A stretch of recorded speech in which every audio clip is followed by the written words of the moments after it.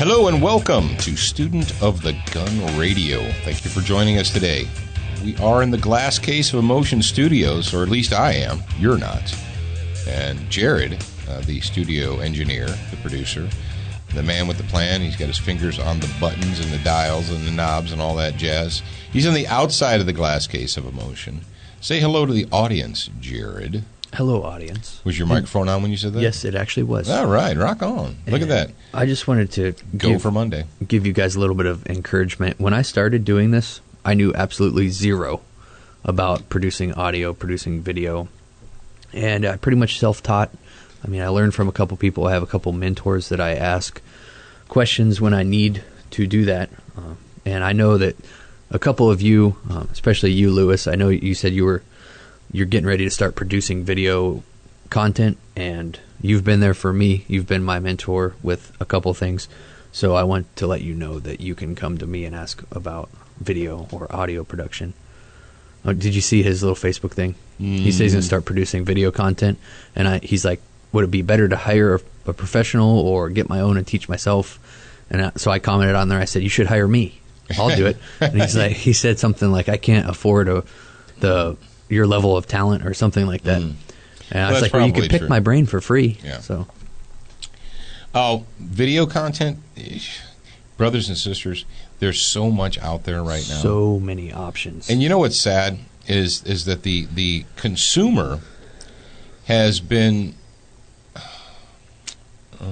don't know, I'm not going to say spoiled, because they're not spoiled. The consumer has been, because of YouTube, the consumer has been led to believe, or they lose an appreciation for the value of high quality production, of professionally produced material. It takes me back to that person's like, oh, you're talking about all these sponsors and stuff. It's like, yeah, because we actually have a production studio.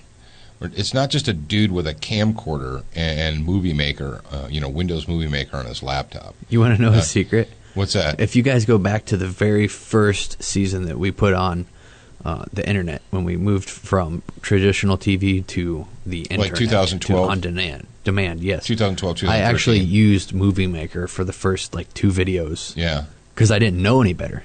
Until we got Final Cut and what's the other one? Final Cut, and I got the whole Adobe suite now. The whole Adobe suite. Final Cut's cheaper. So. The stuff that goes when you work with television, like we do, they have certain standards, certain things you have to submit it in certain ways, and people, I don't know. There's just a glut right now of read the article about. Firearms instructors versus equipment managers, and then go from there. It is Monday. It is a brand new week, and you are listening to a soon-to-be award-winning episode of Student of the Gun Radio. If you're you grad program guys and girls out there in the audience, I warned you. I gave you a heads up. I guess I didn't warn you, but I told you to pay attention and listen to this one, because there's going to be a lot of people that will see the title. And they're going to make conclusions. They're going to come to their own conclusions about the title. Sadly, we live in a world where people are so intellectually lazy that they can't get beyond the title of an article or the title of a video or the title of whatever. They read the title like, I don't like that because I don't understand the title. It doesn't. It's like, all right, you need to listen louder. And if this is your first time listening to Student of the Gun Radio, congratulations. Welcome. We're glad that you're here. In order to get it, you're going to have to close your mouth, open your ears, sit quietly, and listen to at least a full week's worth, maybe more. If you go to Student of the Gun Facebook, Student of the Gun, the Twitter, the Gun District, the whatever, and talk to our other dedicated students of the gun, they can walk you through it. So, and be careful, because sometimes people make themselves look like jackasses by posting comments of things that they don't understand. And we're kind and gentle, and we're generous. We don't want you to be one of those people that makes themselves publicly look like a jackass by saying something or that is completely wrong. I've got it. What's that? That's our new slogan. Kind Student of the Gun, kind, gentle, and generous. Yeah, that's it. That's exactly what we are. Got KGG. In a nutshell. In a nutshell. Oh, today is Monday, and because it's Monday, we have the SWAT Fuel Warrior of the Week. And if you want to be the Warrior of the Week, it's super simple. It's ridiculously easy. You just call 682-207-7684, and that also translates to 207-SOTG. If you have the mobile app, you're like, I have the mobile app. Well, good. Is it on a device that you can make phone calls with? Because there's a Contact Us button on the mobile app. You just tap it, and a little number pops up that says Warrior of the Week. Oh, you know what I realized the other day? What? That when the new grad program is completely finished and I run these beta testers through it, you're going to be able, everybody that's part of the grad program is going to be able to access it on their phone through the Student of the Gun mobile app. That's crazy. Yep, it's going to be awesome. Yeah, the button says Call Us. You tap on it, and then it opens eventually. And it says Warrior of the Week questions, and you tap that, and you leave your question, and you could be the Warrior of the Week. Now, what do they get? They just get, like, to run around the house screaming because they hear their own voice on the radio? They do that, but they also get a free bottle of 9mm plus P from SWAT Fuel. Well, that's why it's the SWAT Fuel Warrior of the Week. Duh. Yep. All right, let's go ahead and jump right into it because I want to talk about I want to answer the question, and I think a lot of people will have the same question.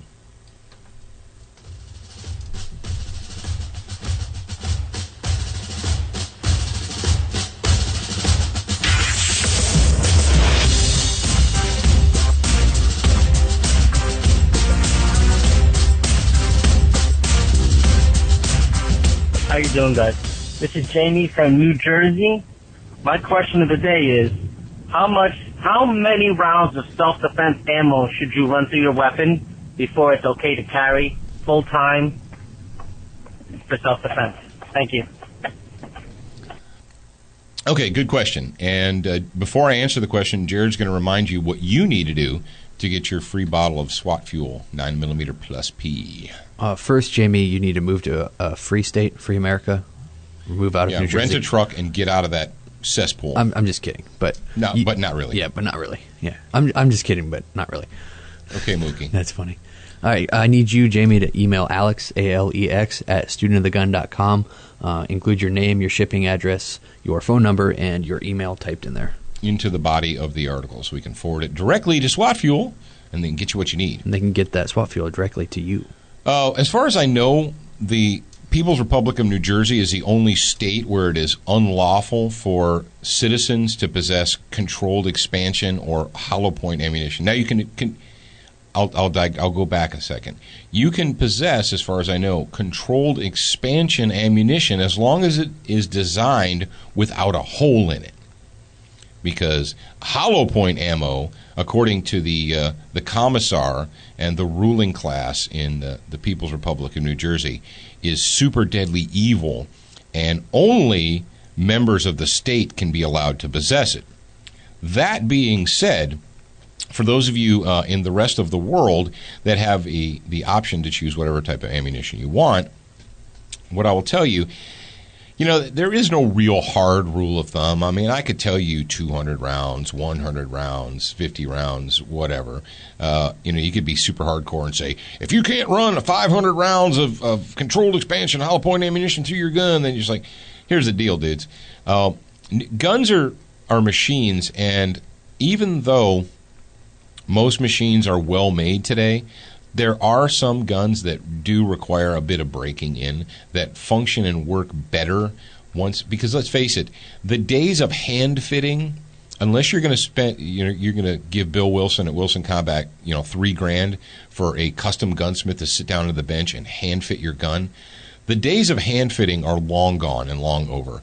The people that sit in the factories at Glock and Smith & Wesson and SIG and you name it, there aren't individual gunsmiths sitting at benches hand-fitting the components together with, files and cloths and what have you. They're not polishing them. What they do, and I've been in many factories. I've been in the Smith & Wesson factory. I've been in the SIG factory. I've been in many of them. They have parts. They have big-ass bins of parts, and they have assemblers, and they take all the parts, and they put them all together. Bam, bam, bam. Assemble the parts. Bam, bam, bam. Assemble the parts. They're not hand-fit. And because of that process, some parts need to start, it's a machine. They need to work together. It needs to be shot. And it is not unusual for the first couple of magazines out of a factory fresh handgun to have some hiccups, to either have a feeding issue or to have and I'm not talking about huge problems. I'm just talking about, a little bit of hang up. I would take a brand new gun. I would get 1 or 2 boxes of just regular old, ball ammo, your Winchester White Box or your Federal or whatever, Black Hills. Go out there to the range and get familiar with the gun. Then figure out what you want to, and you're going to know within 2 or 3 magazines worth whether or not it's going to cycle. Now, if you've got a gun that won't cycle full metal jacket ammunition after a magazine or 2, you need to get rid of that thing and go give it to somebody else. Now, also, a quick caveat when it comes to ammunition, because of the huge, and I'm talking huge, monstrous demand for ammunition, what has happened, and this happens, quality control has gone in the toilet for almost every manufacturer. Now, there are a few manufacturers that, like Black Hills Ammunition, Corbon, to name a few, that are really hardcore sticklers. But the big ones, the ones that run their plants like 24 hours a day, 7 days a week, I've witnessed factory fresh ammo come out of a box that was screwed up. It was bad stuff. And it's just because of the fact that they're trying to crank out so many millions of rounds to feed the need that the quality control has slipped. And you say, well, that's bull crap. Well, it is bull crap, but the only way to change it is to reduce the demand and to make them, have them making it, I guess, more slowly and to get back to where it was. I don't see that happening anytime in the near future. Decide whatever flavor you want to put in your gun, whether it's a Federal or a Black Hills or a, Remington, Winchester, Corbon, you name it. I don't care. Figure out what it is that you want to put in your gun. Figure out what it is that you want to put in your gun, and buy that ammo. Usually it comes in boxes of 25. If you can get a box of 50, whatever. I would say get at least 2 boxes of that flavor for about 50 rounds. Go to the range, load it up in your magazines, and shoot it. The good thing about controlled expansion self-defense ammo is that it does have a higher quality control that goes into it, so you can generally expect to have a little bit better, a little bit higher quality from controlled defensive ammo. And if within 50 rounds, you should know if it's going to cycle in your gun. Folks, if like, well, what if 51? What if it stops working at 51? I don't know what to tell you. But I know it's expensive. I know that self-defense ammunition can, depending on what you buy, it can be almost $1 a shot. A lot of it is at least 50 cents a shot or more. So it's not cheap. And you probably could legitimately get away with 25, but, what is your life worth? How froggy are you feeling? Run 50 rounds through it and make sure that you're using every magazine that came with the gun. If the gun came with 3 magazines, don't just take 1 magazine and keep using it over and over again. Use all 3 of them, load all 3 of them up, 2 of them, 3 of them, whatever the heck it was, and run that ammo through it. And within 50 to 100 rounds, you should know. You should have a really solid feeling. Here's the deal. Don't fall in love with a specific kind of ammo. And you say, well, what do you mean fall in love with it? Let's say you've decided in your mind that the whatever flavor of HydroShock is the one and only, and that's what you're going to, and you get a gun and it doesn't like it. And so you're like, well, it doesn't like it, but that's the best ammo. No, stop yourself. There's like a nickel or a dime's worth of difference in most ammunition today. The defensive ammo with nickel cases is generally pretty good stuff, regardless of where you get it from. So if even though it's your favorite thing in the whole world and you're a diehard Federal fan or a diehard Winchester fan or what have you, if it's not working, ditch it and get something else that does.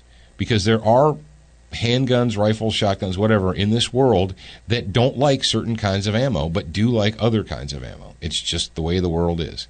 Glocks and M&Ps and what have you, the Canik, the TP9 SA that we have, We've run everything. Well, not everything, but 9mm ball with steel cases, 9mm ball with brass cases, 9mm ball with aluminum cases. We've run, Black Hills jacketed hollow point. We've run, Federal hollow point. We've had zero feeding malfunctions or with any of it. The only problem we have is if we drop our magazines in that fine talcum powder like sand and it gets inside of them. Because they have holes. Because they got all them Just stupid holes. Just wanted to throw that out there. Yeah. So that is your answer. I hope you enjoyed that. And there are, for those of you slaves that do live in the People's Republic of New Jersey, I wouldn't be dropping the hammer on bad people in New Jersey because they're going to charge you. You know that, right? If you are a bona fide good guy and you shoot somebody that is not the same skin color as you, you're going to jail. Sorry. In other news, we have a new poll in. We have a new poll? Yep, a new poll. It's a presidential race poll. Oh, I thought Alex was going to climb up on it. Oh, did that just happen? Is she sitting there? No. No, okay. She's in the other room. Man, that was good. I wish I would have thought of that. Why didn't I think of that? Anyway, so it's a presidential race poll. It's 50% black and 50% white. Oh, not that kind of race. Okay, it says Hillary Clinton, 38%. Donald Trump, 40%. D's nuts, 9%. D's nuts? Yep. And it says, this meme says that, yes, this is a legally registered presidential candidate from Iowa. D's nuts? Because America. So now I want to look into this and see if D's nuts is actually a We need to candidate. Get behind and support D's nuts. Yeah. All right. Who wants D's nuts for president? Dudes and dudettes, we cannot get away from. If you are fresh new to Student of the Gun Radio, if this is your first time, you need to hold on to your hat because it can get really wild. Last week, they're losing their ever-loving minds in the United Kingdom, in merry old England. And they're continuing to do so. And unless they stop, we're not going to stop pointing it out. But before we point that out, I'm going to point out this, Frog Lube from Frog Lube. FrogLube.com. A lot of your guns, when we're talking about new guns and running new guns, here's what you want to do. When you get the gun out of the box, take it out, disassemble it, lubricate the gun, put it back together, and do a function check on it. Then go to the range and shoot it. You'd be amazed at how well these machines work when they're clean and well lubricated. What? The machine works well when it's clean and well lubricated? That's a crazy thing to say. That's too many wells in one sentence. Yeah, that's right. Century Arms, the makers of the TP9SA and the TP9 V2. You want to save some cash? Dude, these guns are insane. And keep a close eye on the Century Arms website because they're going to be releasing, what do they call it, the TP9 Mod Deuce? Or what the heck what are they calling that? Not sure. It's going to be a compact version, or that's what we've been promised. We've been promised that they're going to come out with one that is about the size of a Glock 19. So we shall see. And Duracoat, you've got a gun. You got an ugly gun. How many of you guys out there have an ugly gun? You're like, I do. I have an ugly gun. The finish is long since worn. It rusted, and then I scraped the rust off, and now it has. But you're like, Paul, dude, the gun's only worth $250. I'm not going to take it to a custom gun refinisher and give him $200 to refinish a gun that's barely worth that. So what am I going to do? Well, listen up, hippie. Go to brownells.com, search the word Duracoat, click, and you're going to find Duracoat's can technology. You're going to buy that sucker, and you're going to redo your gun. You're like, yeah, but I don't want it to be green or... Get the bluing. Oh, DuraBlue. You mean I can re-blue a gun in my garage? In my own shop? It's insane, the quality of that. Like, pictures just don't do it justice. Yeah. I don't even know, and I would say that even if they didn't sponsor us. Yeah. Because I was there at NRA, and I saw it in person, the two Colts that he got a factory One Colt, factory and then one where he DuraBlue. redid it, and it was amazing. And I took pictures of it, and I posted it, and I looked at the picture, and I was like, you have to see it in person. You're going to poop yourself. And also, a lot of people have, like, you got a Winchester shotgun that your grandpa bequeathed you. And you love it, and it looks pretty hardcore used. And you say, man, if I could reblue my grandpa's shotgun, that would be great. Then you contact the guy and you say, hey, how much would it cost me to reblue my grandpa's Winchester shotgun? And then you drop the phone because the price that he tells you, and you're like, okay, well, I guess I'll just put that back in the safe and it won't get reblued. And then I tell you to go to brownells.com, check out the DuraBlue product.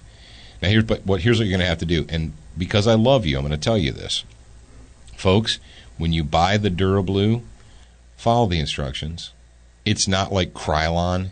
You don't just pop the top and spray it on. You actually have to prep the project, and you have to follow the instructions. However, when you pop the top, the fun doesn't stop.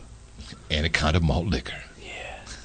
No, it's when you pop the top. It's the only government. It's the only government-approved malt liquor. There you go. And once you pop the top, the panties drop. Anaconda malt liquor.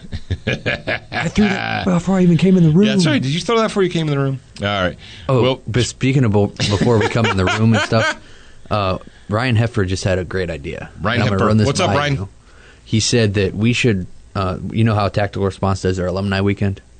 Yeah, I saw that. He said, why don't we do a Beyond the Band-Aid class before, that's previous to that, like the Thursday and Friday or whatever. And it's not until 7/16 and 7/17/2016. So where are we going to do it? In Camden? I was thinking that. Well, he was saying that do it here because then you can make both locations. But I was thinking, why don't we just talk to Jaeger and say, hey, why don't we do this class before you do? Because they have a class called Immediate Action Medical. So? Which is basically the same thing that we teach, only ours is better. Oh, shut up. Okay, ours is different, but it's the same. Yeah. Okay. That's why because I don't want to teach a class that overlaps and craps on somebody else's class. Well, it doesn't really crap on it. It would complement. Well, I mean, competition is good. Yeah, I understand, but that would be like me saying, "Oh, don't take Beyond the Band-Aid, take the Immediate Action Medical from Tactical Response here at my school." I don't know. We'll see. We'll see. I like where your head is at. I like the fact that you're thinking. You want to. I can't get enough of the Sex Pistols and Johnny Rotten and Sid Vicious. And I can't get enough of the anarchy in the UK. I don't know about you. Anarchy for the UK is coming sometime. Maybe I give her on time. Stop a traffic line. Your future gleam is a shopping scheme. 'Cause I want to be anarchy. Anarchy in the UK. And this, actually, the story is posted on ariesarmory.com/blog. And the title of the story is Minions Fart Blaster Gun Creates Stink at Airport. Oh, seriously. All right. The Minions, and you guys know the little yellow turds. Alex and I went to see that movie. It wasn't as funny. The new one? Yeah. No. I knew they were going to ruin it. Yeah. The Minions got in trouble again. This time, they got a 3-year-old boy in trouble with them. Dublin Airport Authority, and it says DA, but it should be DAA, whatever. Officers in Ireland took away a toddler's Minion fart blaster gun toy over the weekend during a pre-flight security screening. Little Leo Fitzpatrick... There's a good Irish name for you. Little Leo Fitzpatrick was traveling home to Nottingham, England. I wonder if he went to see the sheriff. With his mother after a trip to visit her family in Dublin, Ireland. His Minions fart blaster created a stink at the Dublin airport when it showed up on the x-ray machine. Why am I going there? I don't know. In his backpack, Leo's 25-year-old single pregnant mother, I don't know why they felt the need to put that in there. But whatever. Dare Fitzpatrick was asked by DDA officers to empty the backpack, at which time they experienced the plastic megaphone toy with lights, which lights up and makes fart noises and releases a banana scent. Banana! It releases a banana scent when the trigger is pulled. Officials, this is where the train just left the tracks, went down into the ravine. Officials said the gun posed a security threat, so they seized it. There's a picture of it here. It looks like a futuristic plastic toy gun. Yeah. Actually looks like a shower head. It looks like a shower head that you attach to like something. It's all right. It's very non-gun like. It has a pistol grip Now, though. So here's the deal. you should ban that. There's we have a statement from a Dublin Airport spokesman. So this is obviously going to be good. A spokesman for Dublin Airport released a statement saying, quote, "Toy guns and replica guns are on the prohibited items list, and we urge people to check this before they travel. We don't make the rules, but we apply the rules consistently because we are tools and douchebags and have no ability to exercise independent, rational thought." Okay, I editorialized that last part. Here we go. Listen to this. Anything that is a replica with a trigger mechanism is listed as a prohibited item. You people are so freaking weak. Ladies and gentlemen, and children of all ages, let me tell you what. In the world that we live in today, you need to fix it. When you have authority figures that take a 3-year-old child's blue plastic fart gun because it is, quote, a security threat? I'll roll down that highway with you there, Mr. Dublin Airport spokesman. So what you believe is if you let the 3-year-old toddler child take the blue plastic fart gun onto the plane, that someone or he, maybe they're afraid that little 3-year-old Leo Fitzpatrick is going to jack the plane. What do you think, Jared? Do they think that his 25-year-old single pregnant mother, I don't know why they put that in the story, but they did, is going to take it and commandeer the aircraft? Do they think that someone on the aircraft is going to feel threatened by the blue plastic fart gun and they will surrender the plane, the aircraft, to the hijackers? Are you kidding me? Are you kidding me? Well, what are we supposed to do, Paul? I mean, that's the rules, and the rules are the rules, and that's the rules. Really? So that's the world you want to live in? There have been many governments, many totalitarian states that have instituted rules, and people went out. People went to prison. People went to work camps. People went to re-education centers. People went away and never came back. And it wasn't because they went on their own. It was because state officials, employees of the state, were just following the rules. They don't make the rules. They just enforce them. You laugh at the stupidity.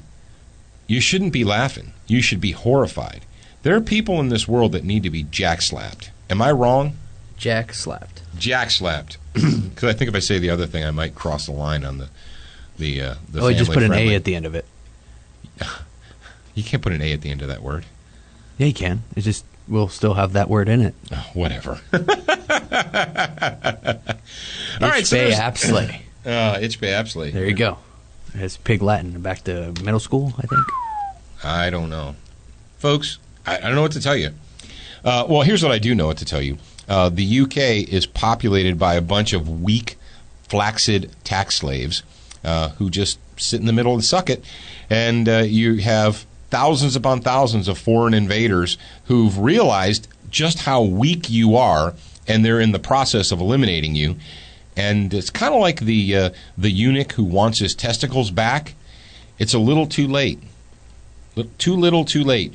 When you have British citizens that get a fright and pee their pants when they see a police officer in possession, fully armed with a gun and his CS gas spray in full view. Oh, no. When you have citizens that get a fright and tinkle in their panties from that, you're so freaking weak. I don't even know what to say to you. Did rubber underwear originate in there? No, but I'm sure they sell a lot of it. Yeah. I mean, they're constantly peeing their pants over there. They're weak. They're so weak. And I know that there are a few people in the United Kingdom that don't want to be part of that weakness. But that's what you get when you're reasonable. when you say, "Well, we can work with you, just give us a few more restrictions, and it's for safety, and it's for the children." And we know there was just recently a story that they crapped their pants because they found a whole bunch of Czechoslovakian, literal, real, like no kidding, VZ-58 and Scorpion assault weapons, submachine guns, and battle rifles. They seized them inside the borders of England. Apparently, the smugglers didn't know that there was a law against that England's a gun-free zone. So we hope that they learn their lesson. We really do. You want to get on the main topic here? Yeah, let's go ahead and get on the main topic. All right, this is something that this is exciting for me. All right. The Oath Keepers. The Oath Keepers is an organization that has been around for many years now, back since the inauguration or immaculation of Comrade Barry. And I'm not sure how far the Oath Keepers goes back. I don't know when they originally founded. I'm not hip to that. I'm sure that maybe many of you in the audience are. But essentially, you're like, okay, you say Oath Keeper.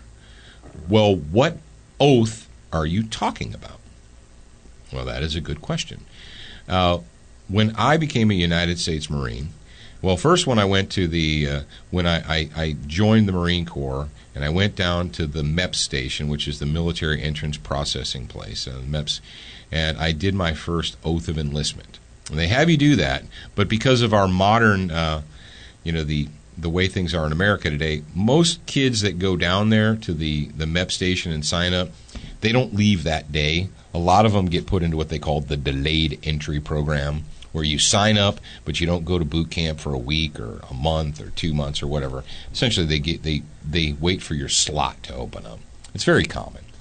But I took the oath of enlistment, and then I went into the delayed entry program for about, 6 weeks or so. And I went back up when it was my time to go to basic training. I went to MEPS again, and I did another oath of enlistment in front of an officer. An officer walked out, and he had us raise our hands, and he had us do the oath of enlistment. And then when I became a police officer, and every department that I was ever hired by, worked for, they had an oath of allegiance or an oath of office, and the mayor would come out and the chief of police would stand there, and you'd raise your hand, and they had a very official oath of office, oath of office for police officers, oath of enlistment for military people.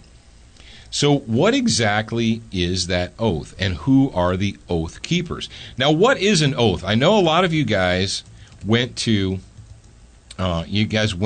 public school in the last 20 years, and you probably don't even know what the heck an oath is.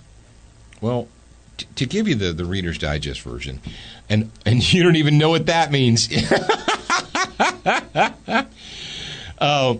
An oath is a solemn vow not to be taken lightly.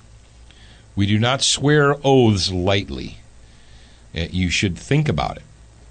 And I just looked up history of the Army, army.history.mil, or history.army.mil, and here's the oath of enlistment.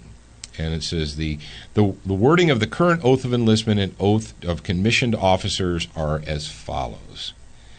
I, state your name, do solemnly swear that I will support and defend the Constitution of the United States of America against all enemies, foreign and domestic, that I will bear true faith and allegiance to the same, and that I will obey the orders of the President of the United States and the orders of the officers appointed over me according to the regulations of the Uniform Code of Military Justice, so help me God.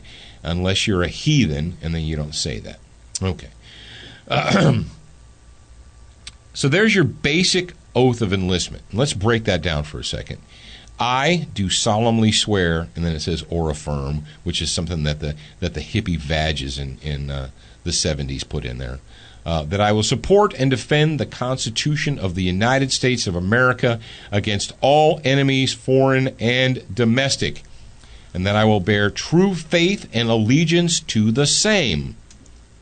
Okay. That is the oath of which the Oath Keepers are speaking.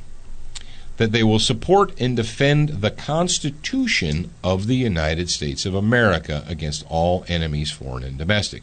Now, in order to take that oath, in order to bear full faith and allegiance to the same, do you not believe that you probably should know what's in that crazy Constitution of the United States of America? You think you might want to familiarize yourself with that. And when you familiarize yourself with that, you probably familiarize yourself with this crazy thing called the Bill of Rights, the first 10 amendments. Okay, so let's just go with that. So let's say that these folks, the Oath Keepers, and you say, well, they're all a bunch of crazy left-wing, racist, white power radicals. No, moron. The Oath Keepers are people who took the oath. KKK members and white power Nazi supremacists don't and never will take an oath to support and defend the Constitution of the United States of America against all enemies, foreign and domestic, and to bear full faith and allegiance to the same. Think about it. It doesn't make any. It wouldn't. People will try and convince you that that's the case. That these Oath Keepers are all a bunch of white power racists, and apparently, so supporting in the Constitution of the United States of America now is white power and racist. But the people that populate the Oath Keepers are current military personnel, current law enforcement personnel, United States military veterans. You know those people that you always talk about how much you revere and how much you love and how much you care and how much you support. And if you ask anybody in the mainstream media, how do you feel about military veterans? Oh, we love our veterans. We support our veterans. There's nothing that you can do. There's no way you can do too much to support United States military veterans. They're our heroes. They're the reason that we're here. And then you say to them, well, you realize that the Oath Keepers are like 99.9% United States military veterans. And they go,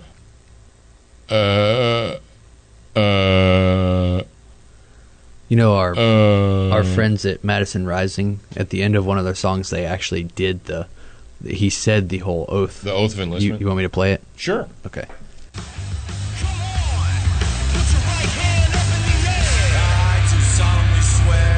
Support and defend the Constitution and the citizens of the United States against all enemies, foreign and domestic, that I will bear true faith and allegiance to the same, that I will obey the orders of the officers appointed over me, according to the regulations and the Uniform Code of Military Justice. So help me God. God help us all! Now, do you notice what word is in that? What is not was in that one, or that's missing from that one? I'm pretty sure in 1987, when I took the original oath, that it said the orders of the officers appointed above me, and that it didn't say the President of the United States. This one here that's in the Army.com was from 2011. So you guys can check me if you think I'm wrong on that. But and you say, all right, well, the Oath Keepers, if they don't do everything that Comrade Barry says, then they are not true to their own beliefs. That's what you're saying, right? Well, you could say that unless you knew this little thing that's called the Uniform Code of Military Justice, UCMJ. And when you become a member of the United States military, or at least when I did, we had, in addition to all the running and jumping and shooting and climbing over stuff and yelling and screaming and swimming, in addition to that, we actually parked our little butts in a classroom quite often. And we had instructors who taught us about, in addition to everything else, the Uniform Code of Military Justice. And what was expected of us, they taught us about the Constitution. We did constitutional law, the supreme law of the land, because you can't support and defend a Constitution that you don't understand and you've never read. We did that, and they talked about the UCMJ, which is the law that governs the military. And one thing that they spent a good deal of time discussing, and we did little, question and answer sessions, was about obedience to lawful and or unlawful orders and how to recognize those. One thing that was put out to us, and it was the nail was really hit hard with a 5-pound hammer, was that you can't just break the law. You can't commit war crimes or atrocities or violate the Constitution, then your excuse being, well, that's what I was told. Oh, how'd that work in Nuremberg? Yeah, Nuremberg. How did it work in My Lai? How did it work in Vietnam? It has never worked. There have been tribunals and war crimes trials throughout the entire history of man, and people jump up there and they're like, well, I was just following orders. Well, that's nice. There's the rope and the gallows. And it was driven home to us. They said, look, even though you could be a private, an E1, a PFC, you are responsible for your actions and behaviors, and you are responsible for knowing what is lawful, what is correct, and what is not. Ignorance is not an excuse. You can't violate the Uniform Code of Military Justice and say that your excuse is, well, he told me to do it. That officer, that sergeant, that person in charge of me told me to go massacre the people in that village. So, because they told me to, you have to let me off the hook. It doesn't matter who gives you the order, who gives you the command. If it is an unlawful order, we were taught that it is your duty and responsibility not to follow and obey an unlawful order. But because this is the United States military, and if you fail to follow orders, if you commit treason, you can be executed, you'd better know what is right and what is wrong. You need to have a solid understanding. You can't be guessing. And that's what the Oath Keepers are all about. You say, well, Oath Keepers have to do everything the president tells them to. No, as long as the president follows the law, as long as the president does not violate the supreme law of the land, that pesky Constitution thing. If an officer appointed over you violates the law, violates the UCMJ, violates the Constitution, you are not duty-bound to obey that order or follow that. Just because, well, they got elected, they're in a position above me, they said I have to do it. And they're like, yeah, but what they're telling me violates the law. That's why we have this crazy thing called the law, so that you don't just have one man or a small group of men making stuff up as it go along. I got it. I caught it. That was a pretty good catch. Making stuff up as they go along. That's the whole rule of law concept. And that's what the Oath Keepers, as far as I've been concerned, as far as I've seen for the history of the Oath Keepers, Charlie Cutshaw, rest his soul, made me aware of the Oath Keepers probably 6 years ago at least. That's where I first heard about it. So why are we talking about Oath Keepers? Well, because the Oath Keepers, they're in the news. Because apparently four Oath Keepers were in Ferguson protecting a reporter, providing a close personal protection to a reporter. Never mind the fact that in Ferguson, Missouri, suburb of St. Louis, you have thousands upon thousands of thugs and degenerates. And not just local thugs and degenerates. Never forget, you students of the gun, that they've been busted. The cat's out of the bag. We know that they shut them up Acorn. Quick. Yeah, the Acorn. Did you realize that? Oh, yeah, they shut them up real quick. They're like, whoa, whoa, whoa.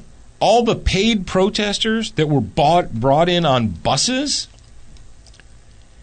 So it's interesting to me that your CNNs and MSNBCs and every other puke-faced scumbag, liberal news agency, cheerleaders for the state, that they're just so upset and incensed at the presence of 4 armed white men. And they pointed that out ad nauseum.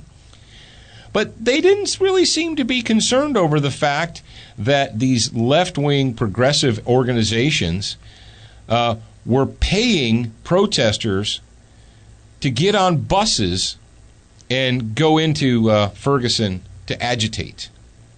And how many of those paid protesters, that's, you know, the CNN and MSNBC et al., they don't seem at all, Jared, I mean, as far as I've seen, and I pay attention, to be really concerned or questioning how many, I've got a question for you, how many of these paid protesters are criminals or committed crimes in Baltimore, in Ferguson, you name it? How many of those people were brought in on buses, let loose, and contributed to the looting and the arson? Well, but it doesn't matter because they gave them room. Well, that room to destroy. Yeah. So we're not at all concerned about that. No big deal. Not at all. No big deal. But we're really super concerned that 4 white guys with rifles that are known as the Oath Keepers showed up. And you say to yourself, well, Paul, of course the left-wing news is going to make a big deal out of nothing. Of course they're going to crap their pants, tinkle down their panties. Yes, they are. And that's not a surprise or a big deal. Here is the problem that we're encountering.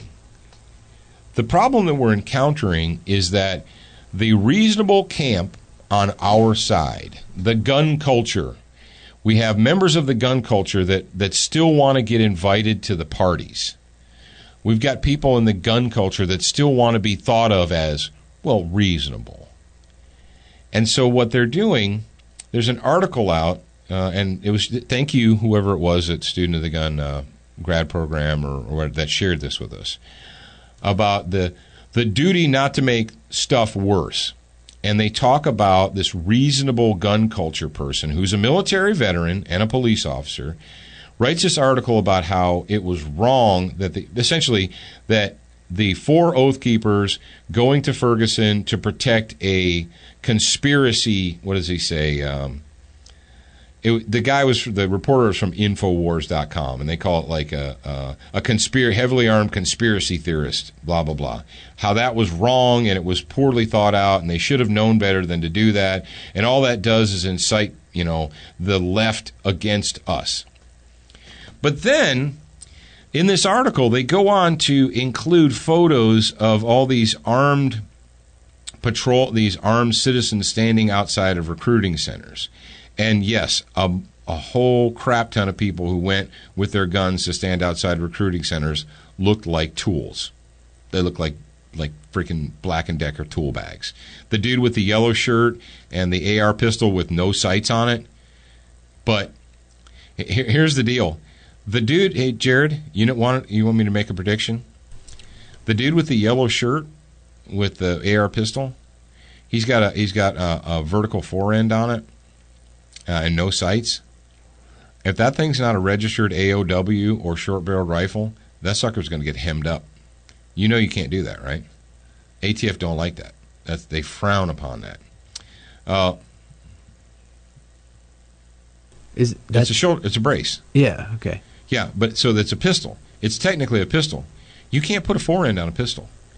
At least not according to the ATF. Oh, I do see it now. Yeah, you put a forend on a pistol, you change it from a pistol to an AOW or a short barrel rifle, depending on how the ATF agent feels that day, what they want to charge you with. We've got numbskulls with freaking, the typical open carry nylon one size fits all, floppy crap holsters. They got a picture of the idiot in the airport with this freaking AR-15 and a C-mag. Come on, dude. You're a moron. And you say, well, yes, we understand that there are gun owners that are using the open carry movement to make themselves, to get themselves in the limelight, to try and attention seek. Yes, I understand. There's a bunch of attention-seeking morons. The thing that I have a problem with is making the moral equivalent, as this story does, that members of the Oath Keepers movement, active military, retired military, military veterans, police officers, there are a lot of law enforcement officers that are oath keepers, that they somehow are no different than the open carry morons going into Starbucks and Chipotle with their SKSs and their freaking shotguns. That it's the same thing. That none of them are helping, none of them are doing us any good. Folks, we as the good people, you need to watch out for that. This is the same trick that the left has been playing and perpetrating on us for a long time. The Tea Party. In 2010, the Tea Party came out strong, and they demonstrated that they're a threat to the establishment. And so what did the establishment do? The establishment got scared, and they sent out their willing accomplices in the media to try and equate the Tea Party with white power, racist, white supremacists, and so forth. So essentially, if you're a member of the Tea Party, according to CNN, that is no different than you being a member of the Klan. You're all crazy, extremist, what have you. And so what the conservative, reasonable power structure, the Republican power structure, and never forget that they're part of the ruling class. They don't like the Tea Party either. And so what they try and convince you, the great unwashed masses, is, look, the media doesn't like the Tea Party. And they're always going to portray them as, racists and extremists and radicals and blah, blah, blah. So you really want to distance yourself from those people. You don't want to involve yourself with those people. Well, why? The truth is because that movement scares the crap out of the establishment, out of the ruling class. They don't like that. They got to do something about it. They have to demonize them. And I know a lot of reasonable people on our side did that very thing. They shut up about the Tea Party. Or they, I'm a conservative. I don't consider myself a Tea Party activist so much as, I'm just a conservative and I believe in America and so forth. The Oath Keepers, like I said, Oath Keepers have been around for a while, but they just made the news. And so they don't like that. The establishment, they don't give a crap about thousands of looters and thugs and what have you, because we just need to give them room to destroy. And they're just venting their anger, their righteous indignance. But 4 dudes show up and they pee their pants. They don't like that.